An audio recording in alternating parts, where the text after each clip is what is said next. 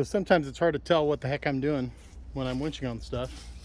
The whole point today, well, other than getting some stuff that needs to go lined up to go out onto the main road here and get out of the yard, was to get this truck kind of picked up and broke loose.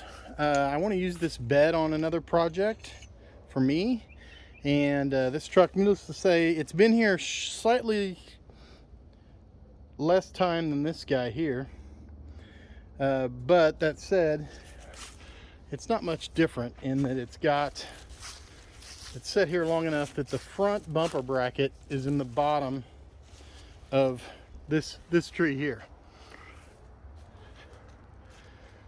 So I want to get the bed off right now, but my ultimate goal will be to cut this truck loose. And getting the bed off there will help me get it to the point where I can manipulate it a little easier with the winch truck.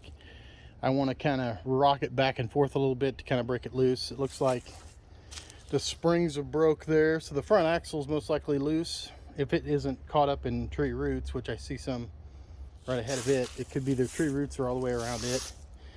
Mother Nature wants to keep this truck. I want to get what parts we can off it. That's what I'm up to. We've moved this truck out of the way. It's lined up to go out kind of into the main road there. This one I've shifted where I can get it picked up and move it around and haul it out. This bed is probably usable by somebody. Could be used on a project. I kind of want to see what kind of engine that is. I know it's a goner, but I'm curious.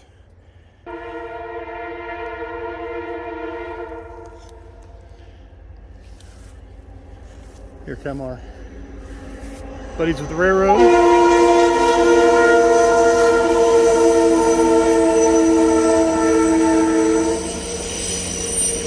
Canadian Pacific Track Evaluation. Huh. It's a new one.